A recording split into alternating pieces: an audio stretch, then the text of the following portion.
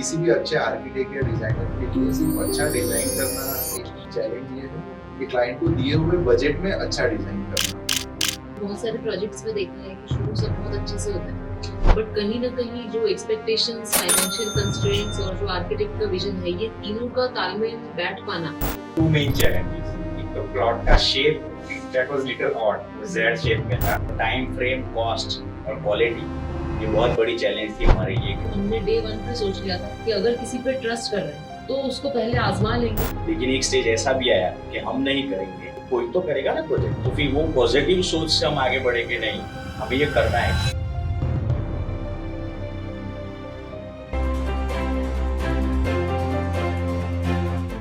Hi friends, हर health के पूरे journey को आप सब ने मेरे 75 हार्ड चैलेंज के थ्रू, हमारे इंस्टाग्राम और यूट्यूब के थ्रू तो देखा ही है।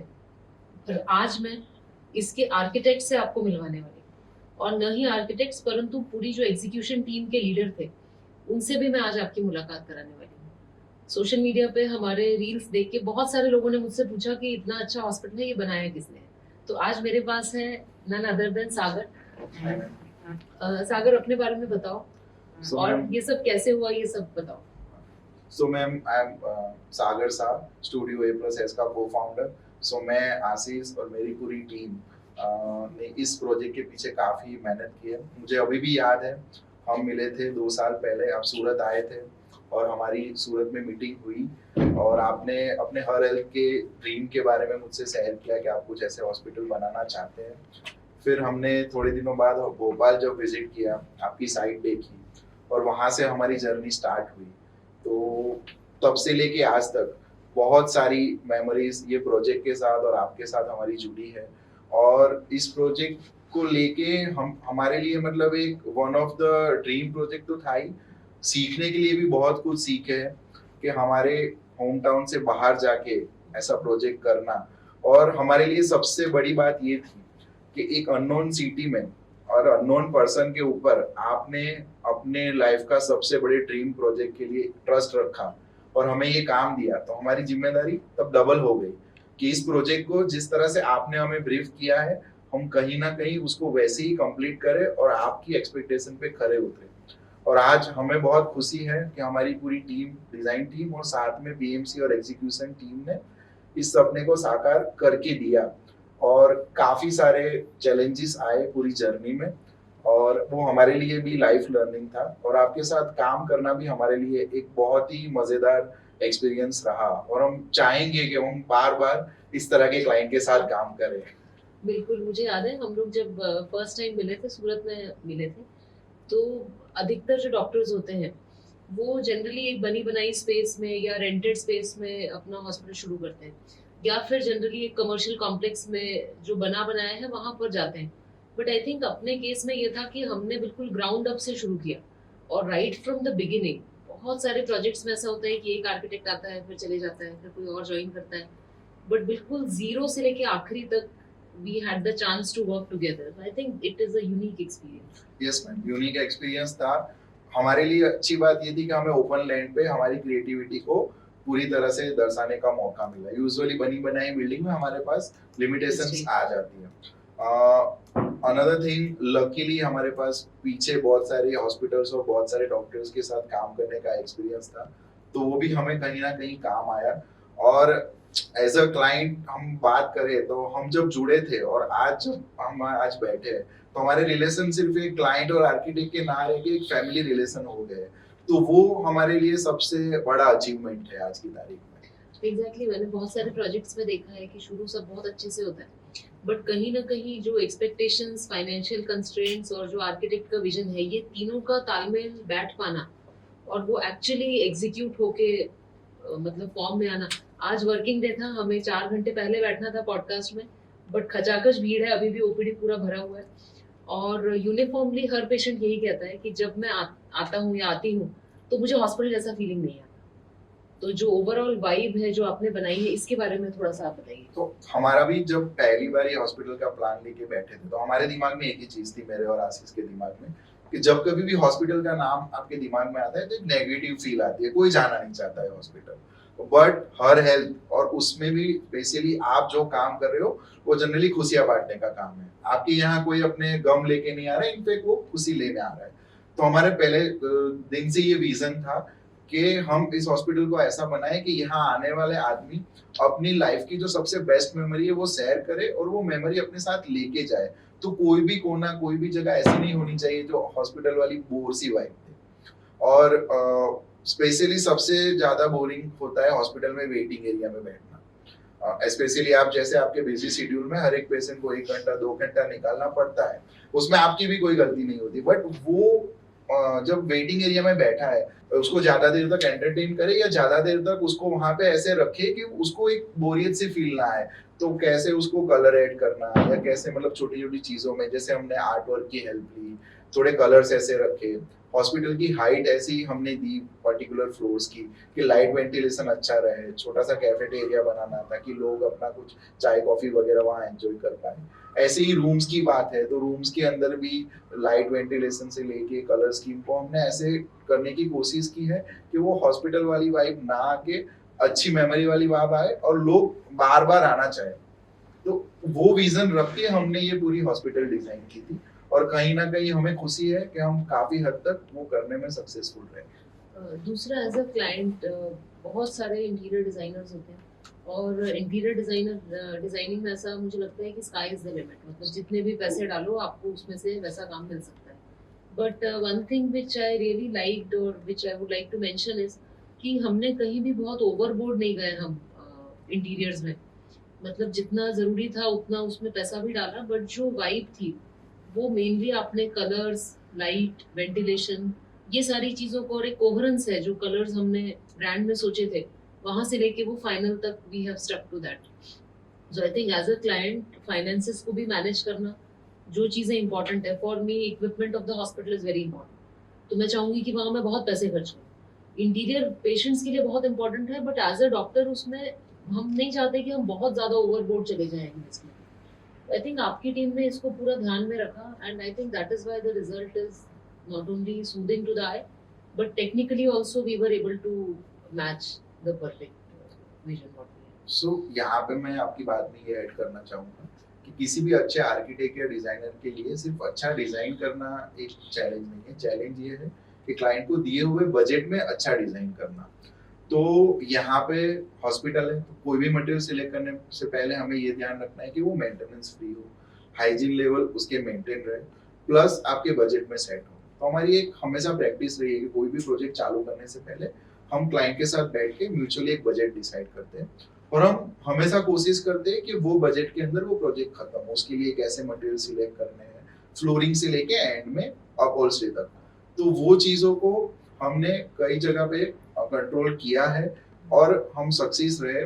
और उसमें बहुत बड़ा योगदान हमारे साथ जो एग्जीक्यूशन और पीएमसी टीम थी उसका भी रहा। उन्होंने हर जगह पे हमें अच्छे से गाइड किया कि भाई किस तरह से हम मटेरियल प्रोक्योर करें, क्योंकि मटेरियल प्रोक्योरमेंट में उनका बहुत बड़ा रोल होता है।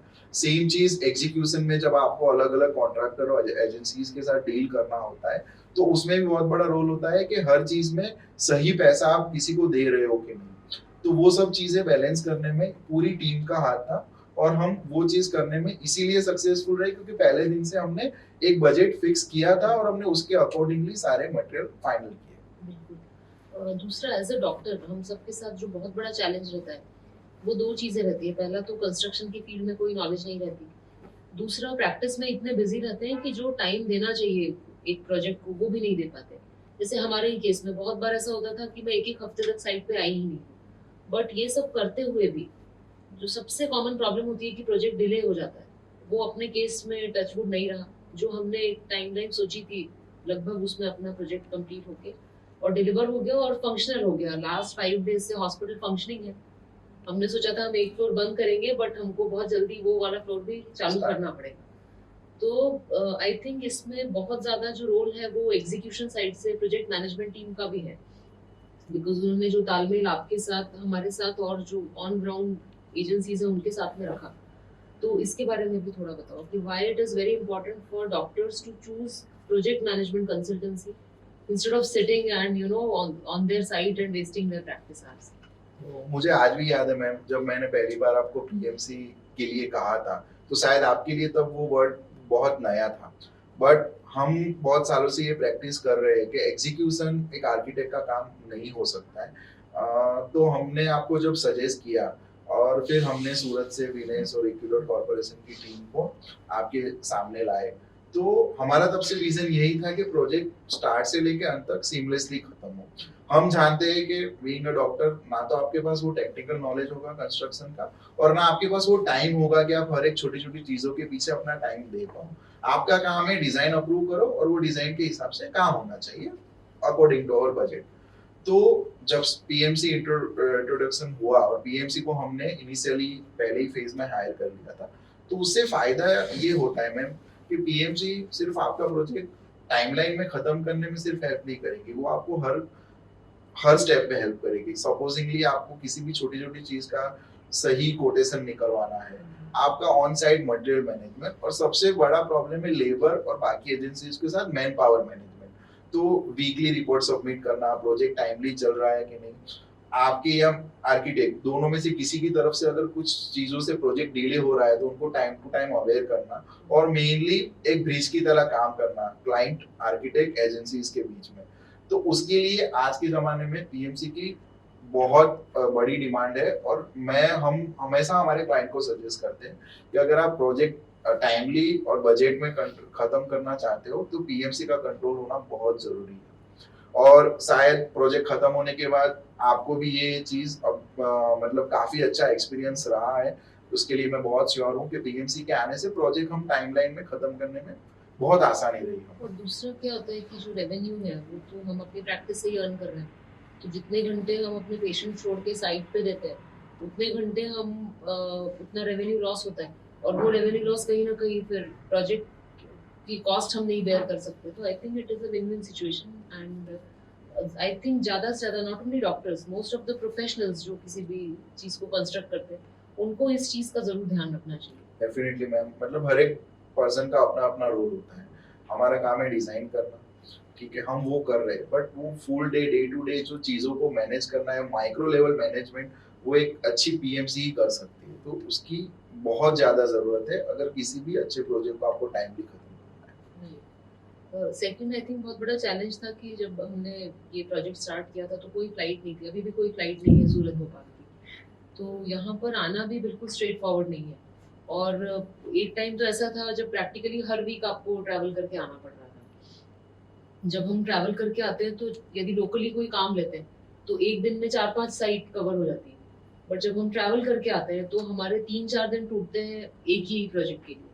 बट स्टिल आई थिंक शुरू से लेके आखिरी तक आपने, आशीष ने, विनेश ने, यू मेड श्योर दैट आपके सुपरविजन में चलता रहा।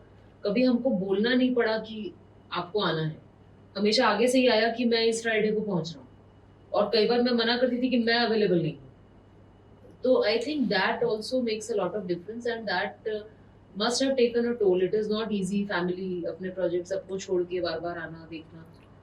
तो मैम जैसे मैंने आपको पहले बताया कि आपने जो हम पे ट्रस्ट रखा ना, उसने हमारी रिस्पॉन्सिबिलिटी डबल कर दी। सेकेंडरी मैम, जब भी हम कोई प्रोजेक्ट करते हैं ना, तो हम जब तक उसको दिल से हम जुड़ेंगे नहीं ना वो प्रोजेक्ट को, वो प्रोजेक्ट अच्छे से खत्म नहीं होगा। तो हम हमेशा ऐसा ही मानते हैं कि ये अगर मेरा प्रोजेक्ट है, अगर क्लाइंट अपनी जिंदगी की बचाई हुई इतनी मूड़ी लगा के कोई प्रोजेक्ट कर रहा है, तो मेरी जिम्मेदारी है कि उसके हर एक पैसे का उसको सही से रिवॉर्ड मिले।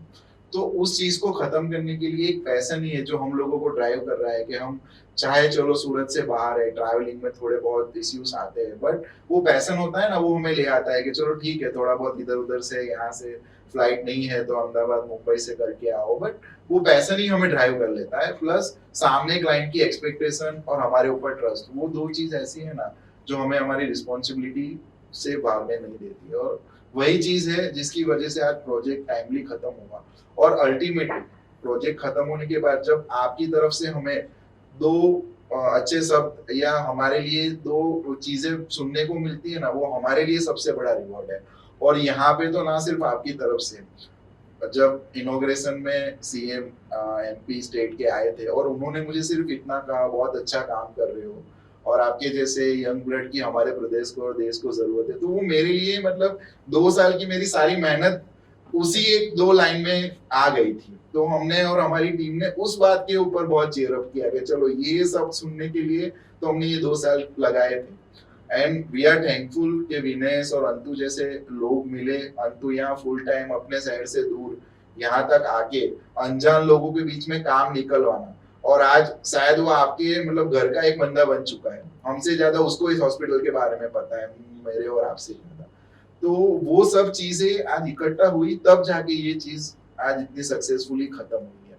तो छोटे से छोटे बंदे का भी इतना ही इम्पोर्टेंट रोल है। शुरू से सिविल कॉन्ट्रैक्टर से लेके एंड में जिसने कर्टेन लगाया, वो सारी टीम ने इकट्ठा होके आज ये खत्म किया। और सबसे बड़ी बात जो हमने नोटिस की कि आपने भी इनॉग्रेशन के दिन उन सब लोगों को स्टेज पे बुला के ऑनर किया, और आज उस चीज के लिए भी हम मतलब बहुत आभारी है कि हमें इस तरह का रिस्पेक्ट यहाँ पे मिला। और यही चीज थी जो हमें बार बार यहाँ बुला रही थी शायद। नहीं, और यूजुअली क्या होता है कि जब कोई प्रोजेक्ट हाथ में लेता है तो बहुत एक्साइटमेंट रहता है, और फिर धीरे धीरे क्या होता है, जब मेजॉरिटी पैसे भी मिल गए हैं, प्रोजेक्ट भी एक स्टेज पे आ गया है, तो फिर थोड़ा सा इनवेरिएबली इंटरेस्ट जो है वो कम होने ही लग जाता है। बट अपने केस में ऐसा बिल्कुल नहीं हुआ। मतलब अभी प्रोजेक्ट खत्म, ऑलमोस्ट खत्म हो गया है, हॉस्पिटल फंक्शनिंग हो गया है, बट स्टिल आज आप अपनी पूरी टीम के साथ में यहाँ पर हैं। So would you like to introduce your team and Yes, of take course. their opinion? My partner Ashish, Vinesh PMC team के हेड, और अंतु, जिन लोगों ने मतलब बहुत हेल्प की। और ये अल्टीमेटली टीम वर्क था, कोई एक बंदा ये कर ही नहीं सकता, कभी भी नहीं कर सकता।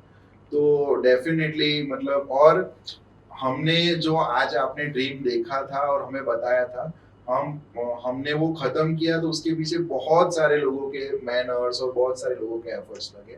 तो उन सबको सही में हम तहे दिल से आभारी है। और स्पेशली हम आपके और सचिन सर के आभारी है कि आपने हम पे इतना ट्रस्ट रखा कि आपका लाइफ का ड्रीम प्रोजेक्ट, जो आपकी लाइफ के सबसे बड़ा प्रोजेक्ट है, वो करने के लिए आपने हमें चुना।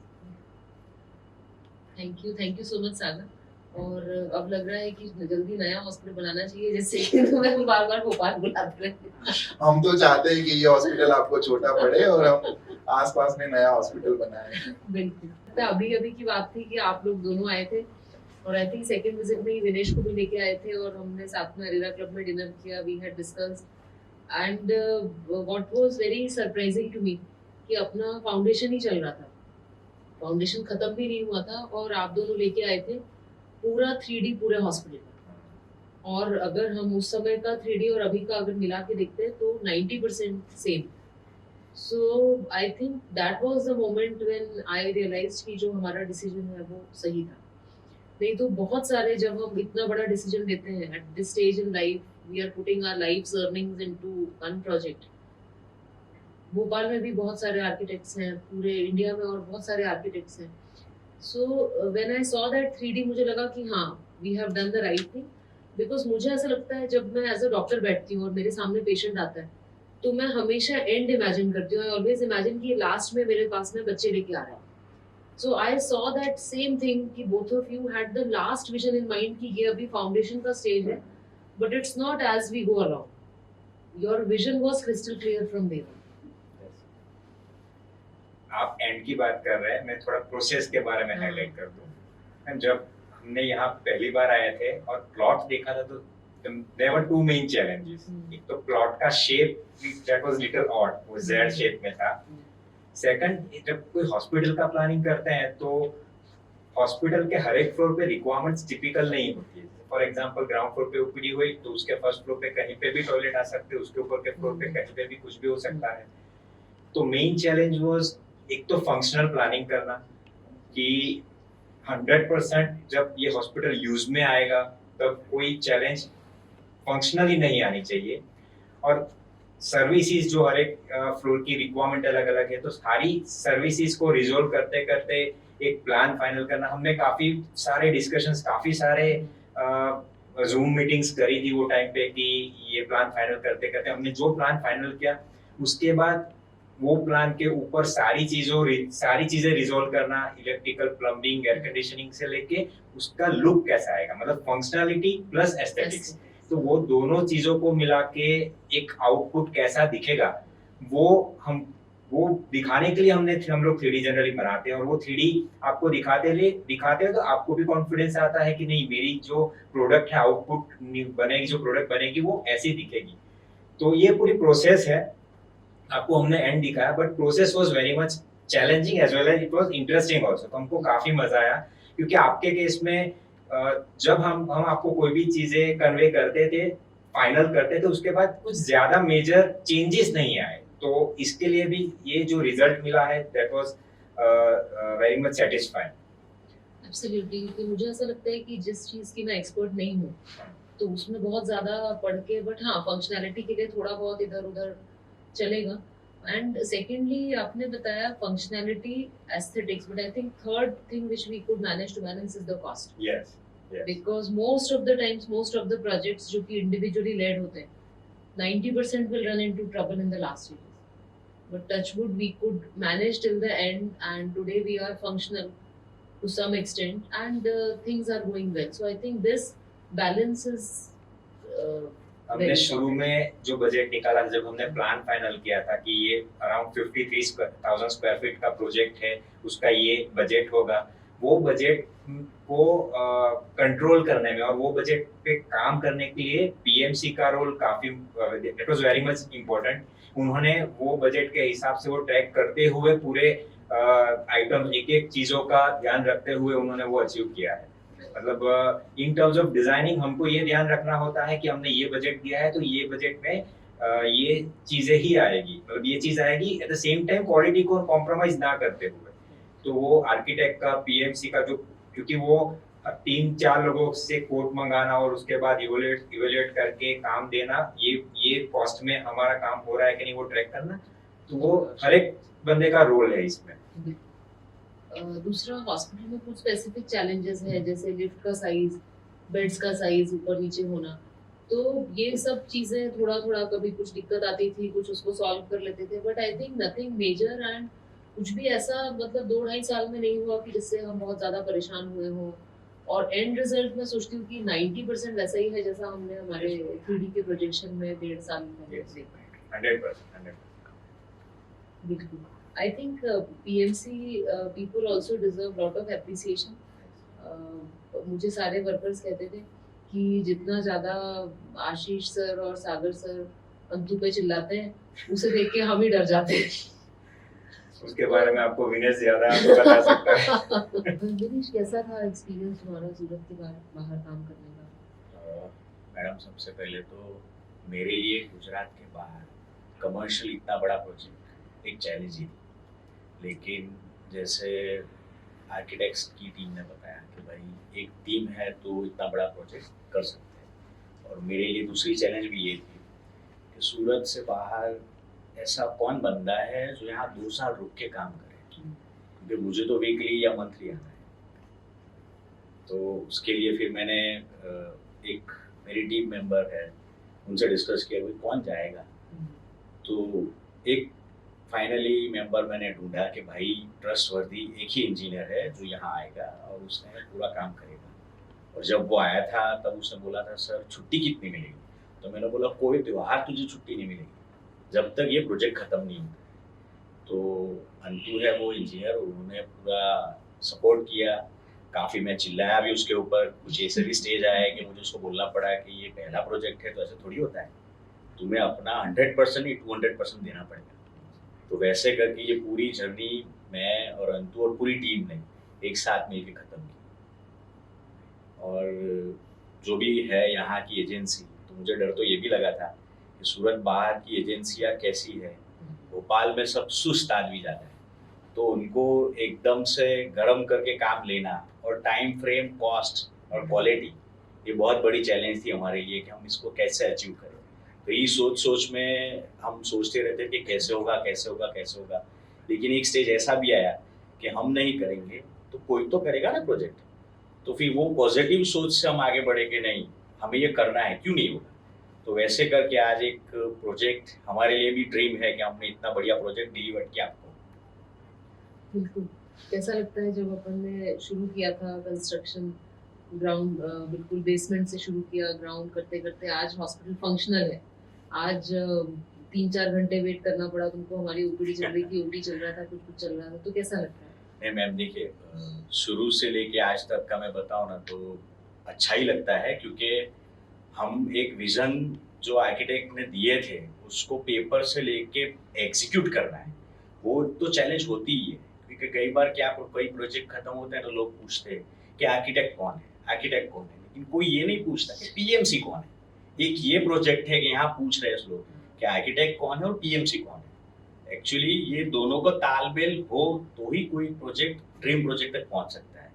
और ये प्रोजेक्ट में तो आपका भी काफी सपोर्ट रहा कि इसको कैसे एग्जीक्यूट करना है, क्योंकि कई बार कई क्लाइंट ऐसे होते हैं जो विजनरी नहीं होते, तो हमें ये फ्रीडम ही नहीं मिलती कि हम कैसे करें। कई बार वो रोक लेते हैं, टोकते हैं कि ऐसा नहीं ऐसा नहीं, लेकिन अभी उनको बोल नहीं पाते कि क्लाइंट है। लेकिन आपका सचिन सर का ऐसा सपोर्ट रहा तो हम ये प्रोजेक्ट आपको अच्छे से डिलीवर कर पाए काफी कम टाइम में सूरत से बाहर। बिल्कुल, और जो भी देखते हैं सब यही कहते हैं कि इतने कम टाइम में और इतने अच्छे से कंस्ट्रक्शन क्वालिटी, बहुत सारे मेरे पेशेंट्स नोन जो है वो कंस्ट्रक्शन फील्ड से भी हैं, तो जो उस फील्ड का होता है उनको बहुत डीप में नॉलेज रहता है, तो वो भी यूनिफॉर्मली यही चीज़ कहते हैं कि डॉक्टर्स के साथ सबसे बड़ा यही चैलेंज आता है कि शुरू प्रोजेक्ट हो जाता है, बट वो लोग ध्यान नहीं दे पाते, कभी फाइनेंसेस का प्रॉब्लम आता है, कभी मैनेजमेंट और एग्जीक्यूशन का प्रॉब्लम आता है। तो आई थिंक मुझे जो पूरी इस प्रोसेस से 2 ही चीज़ें लगी, पहला कि हम लोग डॉक्टर्स हैं, हम लोग आर्किटेक्ट्स और डिज़ाइन में एक्सपीरियंस नहीं है, तो हमें जिसका जो काम है उसको करने देना चाहिए। दूसरा, अपने काम को नहीं छोड़ना चाहिए, क्योंकि अगर काम छोड़ के साइड पे खड़े रहेंगे तो साइड पे भी चिड़चिड़ होगी और काम का भी लॉस हो जाएगा। और तीसरा आई थिंक बहुत इंपॉर्टेंट जो हमने डे 1 पे सोच लिया था कि अगर किसी पे ट्रस्ट कर रहे हैं तो उसको पहले आजमा लेंगे, आजमा के अगर वो खड़े उतरे तो फिर सेकंड टाइम नहीं दूसरी बार चेक करेंगे। तो आई थिंक 2 साल में हमने कभी भी बहुत ज़्यादा क्रॉस चेक या बहुत ज़्यादा बाल की खाल उधेड़ने की कोशिश नहीं करी। And I think that is why at the end of it we still remain friends and we are dreaming of some more projects together. Sure.